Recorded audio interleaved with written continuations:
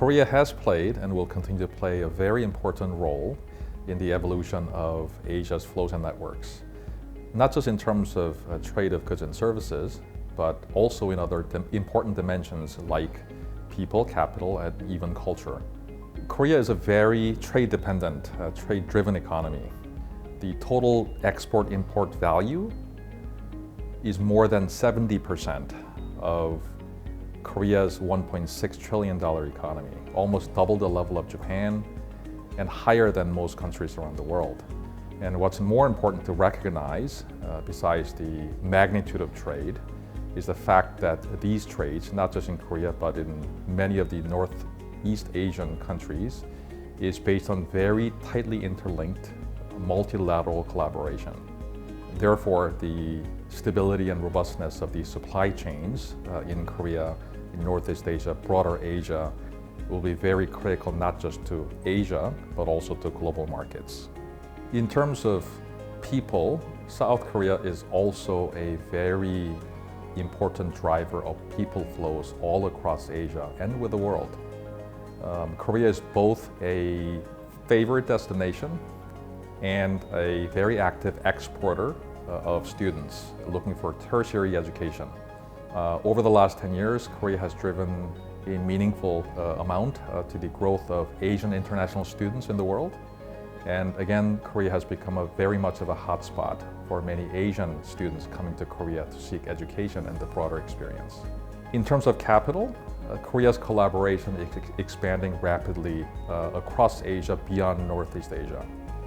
So for example, with Vietnam, Korea accounts for 33% of all FDI inflows into that country, and the figure is even higher for countries like Myanmar. And that trend will only continue into the future. And last but not least, in terms of culture, South Korea is a very active, exciting exporter of cultural products, all the way from Korea drama like Descendants of the Sun to Korean music called K-pop. BTS, as many people may already know, is one of the latest K-pop phenomenon. And their fan base, in terms of size, rivals that of Ariana Grande, over 100 million people.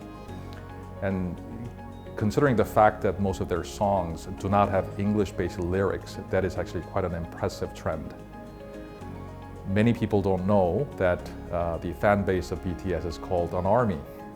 And if you don't know what ARMY stands for in terms of its acronym, you may have trouble connecting with your teenage sons and daughters. That says a lot about how Korea is actually getting connected, not just in terms of products and services, but software, soft power like culture in Asia, but also far broader across the world, from Turkey to Brazil and North America.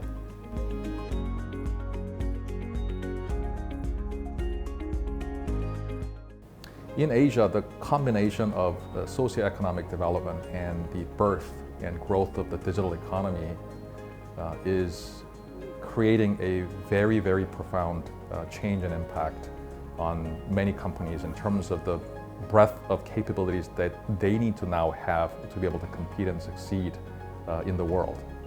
So on one hand, the digital economy is giving birth to companies with very short history, but with scale that is truly global, with a competitive advantage that can churn out new products and services with marginal cost that is approaching zero. Very difficult to compete with those, and the scale that's required to compete globally has become much more difficult on one hand.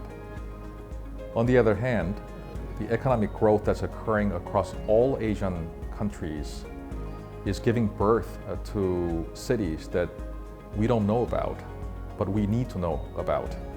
So for example, in Indonesia, the attention of the many business leaders go way beyond cities like Jakarta, and we need to understand what's happening in cities like Bekasi. In Vietnam, everybody's interest is probably focused on cities like Hanoi or Ho Chi Minh City. We need to understand what's going on in cities like Haiphong. And this goes on. And for the corporations to be able to tap into the opportunities like this, they need to have a microscope in addition to a telescope, and being able to understand what cities will rise and become superstars of the future.